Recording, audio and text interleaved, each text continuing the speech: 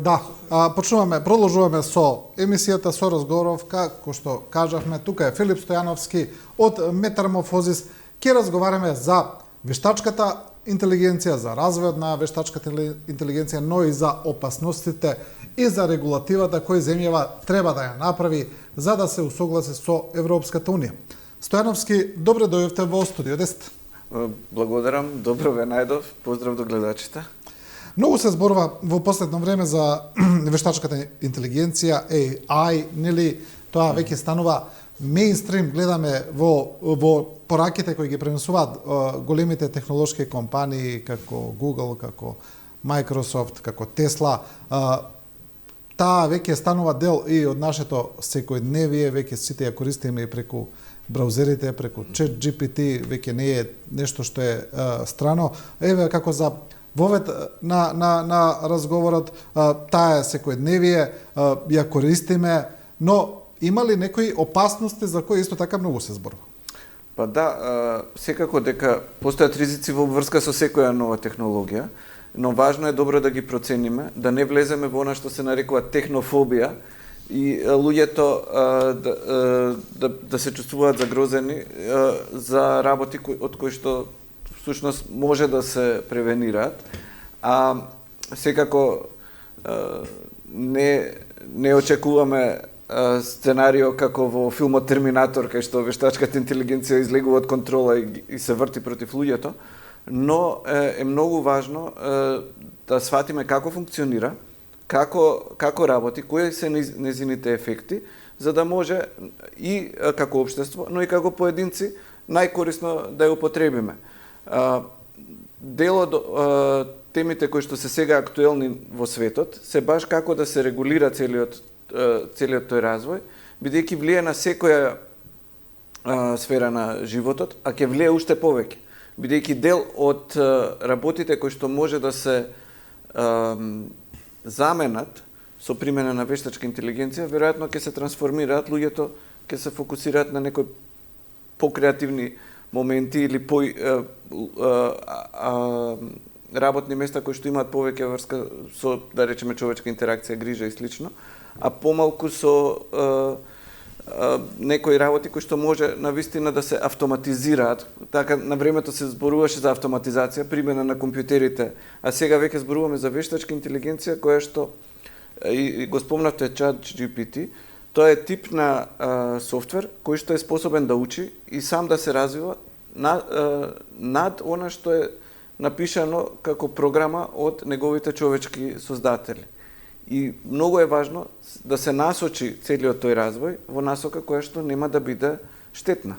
Да, кога зборуваме за тоа, да речеме за тие, ајде да речеме, опасности, еден од тој од замената на работната сила, од замената на луѓето во многу области, од што најмногу се стравува и навистина кога гледаме како се развива, кога гледаме некои најнови примери кои се вадат на вештачка интелигенција, тоа веќе станува навистина во тој поглед за некого можеби загрижувачки, за тие кои би можеле да бидат, за нас сите, претпоставам, во секоја област е тоа. Втора работа е она што се нарекува тие дипфейкови, каде што гледаме дека веќе може да се постави било каков лик со било каков глас да каже било што и дека тоа е толку совршено што не може да се примети. Еве, да поедноставиме, например, можеме да го направиме американскиот претседател Џо Бајден да каже било што или Владимир Путин и дека лансирал нуклеарни ракети или било што, буквално било што, и дека тоа не може да се примети веднаш и дека би можело да не само да настане конфузија, туку и реална опасност од тие дипфейкови. Да, примена за дезинформација, односно манипулација на јавноста на овие нови алатки за вештачка интелигенција е присутна и низ целиот свет, а имаме забележано со нашите истражувања во рамки на еден регионален проект Центар за борба против дезинформација на Западен Балкан, дека во целиот овој наш регион се изложени луѓето на таков тип на дипфейкови, односно лажни видеа, лажни фотографии, лажни аудио записи, кои што може да ги наведат да да донесат некоја одлука која што е тотално спротивна на нивните интереси. Имавме и многу важен пример минатата година при крајот во Словачка, каде што беше пуштена таква креирана конверзација меѓу член на политичка партија и новинар, во која што се зборува за подготовка за крадење гласови, која што беше пуштена уште поважно во време на предизборниот молк, така што не можеше ни да се демантира на доволно ниво кај луѓето преку медиуми или слично, дека тоа е лага. Така што голем дел од гласачите таму биле заведени со ваков тип на дезинформации. И навистина стануваат се посовршени тие алатки.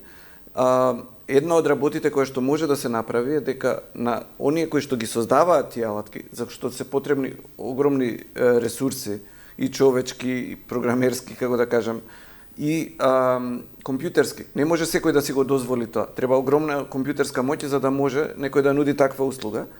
Тоа се значи големи компании кои што би требало да прифатат одредени стандарди кои што би овозможиле, например, доколку се создаде таква содржина, да биде, например, означена на некој начин, дека ова е генерирано со вештачка интелигенција.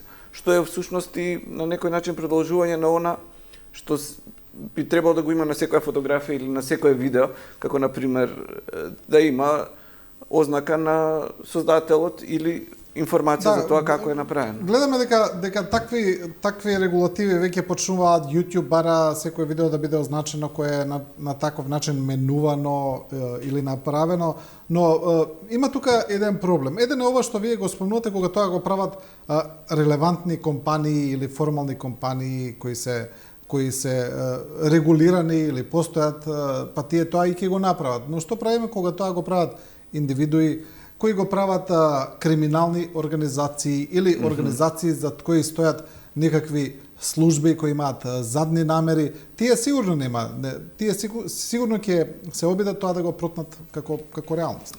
Да, тоа е веќе прашање на безбедноста. Не е само на медиуми или онлайн медиуми и слично, туку е навистина прашање кое што ги засега сите. И државата и сите ние треба да развиеме механизми за препознавање и за одбрана од таков тип напади. Тоа вие споменавте, тоа практично се сведува на не само на лични, да речеме, активности, туку може да биде дел и од хибридна војна, која што на разни начини се обидува да ја подкопа демократијата или државноста на одреден субјект. Навистина нема лесно решение во оваа ситуација, но гледаме дека во светот се прават напори да се регулира тој простор, да се дадат смерници во кои што ќе се овозможи, како што реков, дури оние индивидуални, да ги наречеме можеби шеговици, некој за шега може да направи нешто што после може да се злоупотреби. Да стане сериозно. Да. Оние системи кои ги користат да бидат регулирани. Сега, она што би го правеле држави кои што имаат огромни ресурси и може да вложат во развој на свој систем, тоа веќе би се работело на меѓународно ниво. Она што ние го согледавме преку едно истражување за ефектот на новите технологии и вештачка интелигенција на човековите права, кој што го направи фондацијата Метаморфозис на ниво на нашата држава, но со земање на предвид на европските и светските искуства, е дека навистина е потребно да се интервенира на самиот почеток, да се создадат предуслови за кога се создава таков софтвер со вештачка интелигенција, тој да ги почитува основните човекови права и да не може да се намали можноста за неговата злоупотреба, да не може да се злоупотреби, и тој процес да биде транспарентен. Значи, доколку се работи за вештачка интелигенција, да биде јасно на граѓаните дека тоа е таков производ, а и да може да се објасни неговото функционирање и да се провери од соодветни институции. Генерално, во нашата држава веќе постои иницијатива за создавање на национална стратегија за вештачка интелигенција, во која што се вклучени разни чинители кои што влијаат на развојот на дигиталната сфера, а земајќи предвид дека основните човекови права кои што се заштитени со нашите закони мора да функционираат не само во офлайн просторот, туку и со иста мерка да се заштитени во онлайн просторот. Така што ако веќе имаме ситуација да се воведува одреден софтвер кој што може да им наштети на човековите права или на општеството, тоа е едно ниво да се реши на меѓународно ниво, како што Европската унија веќе донесе регулатива за вештачка интелигенција, која што и го регулира овој систем првично во оваа насока. Слични регулативи носат и големите земји кои што се надвор од ЕУ, како САД. Тие донесоа уште минатата година една, како се вика тоа, извршна наредба, односно тоа е декрет од председателот. И она што нашата држава е веќе, да речеме, во процес, како дел од интегрирањето во Европска Унија, е прво усогласување на нашата регулатива со сите регулативи на Европската Унија, меѓу кои и ова, но и развој на собствена регулатива од аспект на тоа што навистина влие на нашите граѓани и како може нашето општество да се спротистави на тоа. Навистина е кај нас, некој ќе рече, ама што имаме врска ние, тоа се прави во странство, ние сме само приматели. Добро, ние доцнеме секогаш со сите тие постапки, регулативи, ако во Европската Унија е веќе донесена, како што кажавте, таа е донесена уште на 13 март годинава, ние треба да се усогласиме со тоа. Претпоставам дека не се согледува се уште доволно опасноста или потребата за регулатива за тоа кај нас, а не сме свесни колку сме ние кревки и колку сме подложни на негативните последици од оваа технологија. Да, еве, например, еден од ризиците може да кажеме и не се однесува само на безбедноста, туку едноставно работи што влијаат на човековиот живот. Истражувањето на Метаморфозис дојде до заклучок дека треба да се почитуваат одредени етички стандарди, како што реков, објаснимост, да се објасни, да се провери достоинството на човекот, да не може со тие системи човекот да не биде на прво место. Мора граѓаните да бидат во центарот на развојот на овие системи, и законски, и технолошки, но и третиот принцип е забрана за предизвикување штета, значи да се почитуваат безбедностите стандарди, и другите принципи се правичност и етичка и општествена одговорност, значи да се спречи дискриминација. Една форма на дискриминација која што е веќе забележана кај системи со вештачка интелигенција, например при вработување. Тие системи ја земаат тековната ситуација и, да речеме, во една фирма може да бидат ангажирани да одбираат кандидати на конкурс.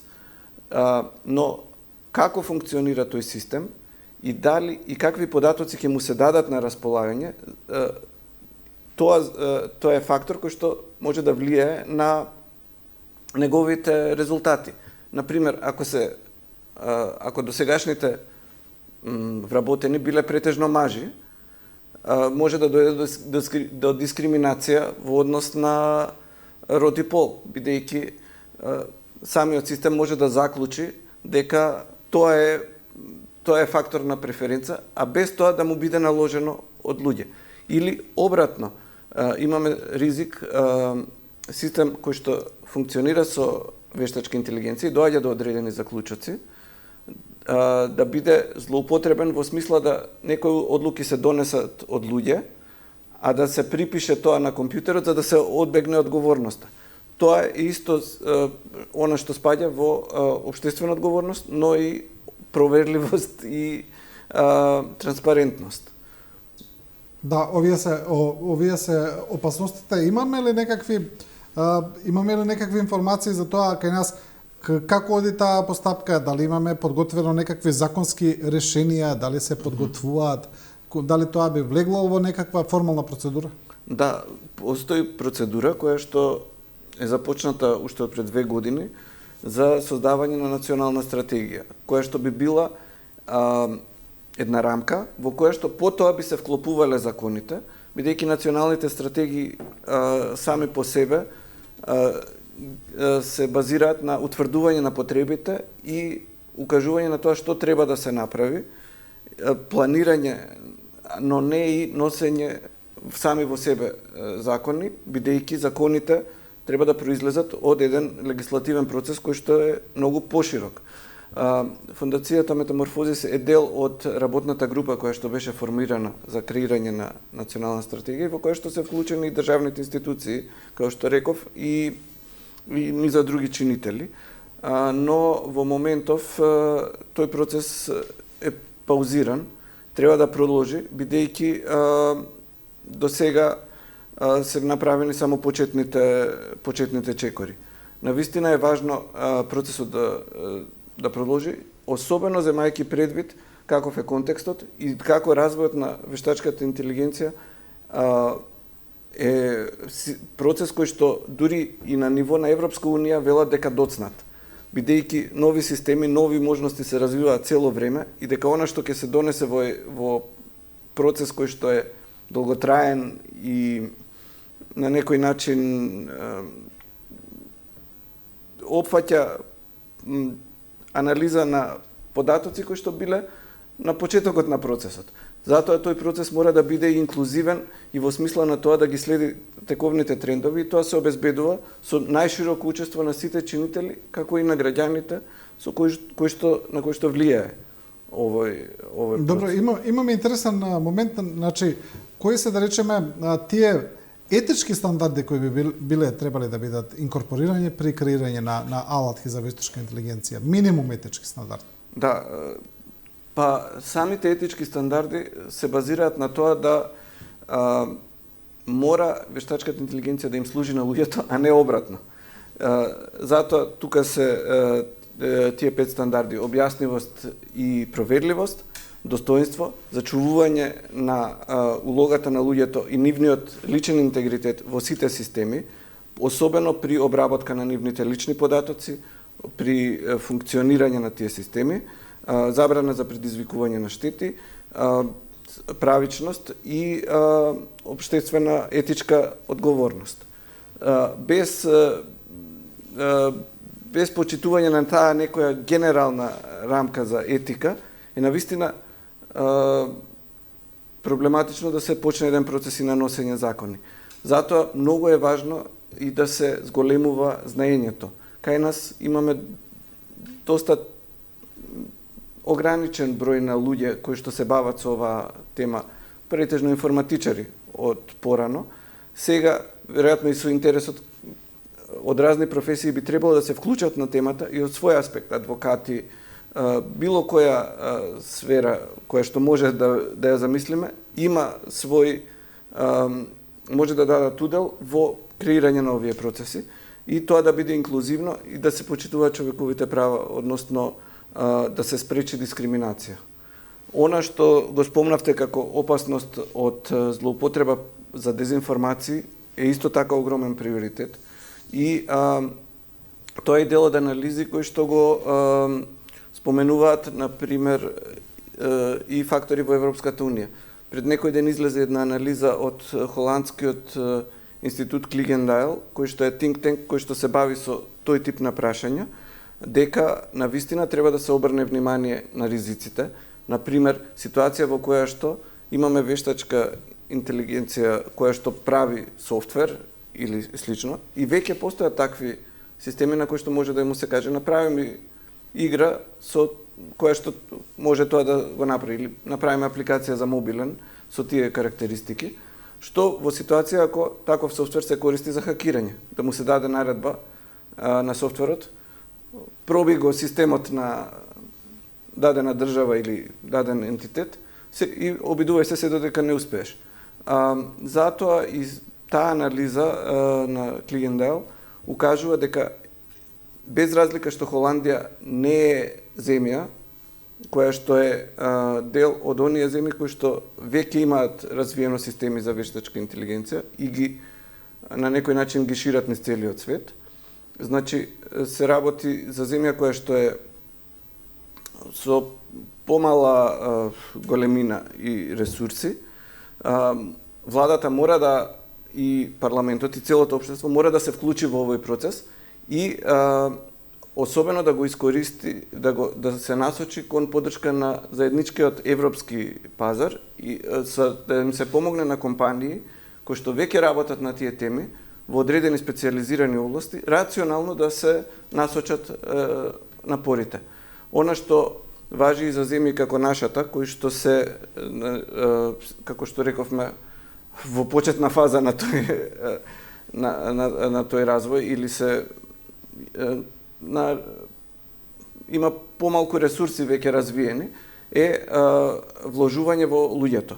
Значи, вложување во знаење, развивање на капацитетите на луѓето и овозможување на оние компании или универзитети, институти и слично, кои што работат на овие теми, да навлезат во материјата и било да развијат своји апликации по овие стандарди или да се придружат на светските процеси кои што може да се вклопат и помали земји, а не само овие големи кои што имаат огромни ресурси.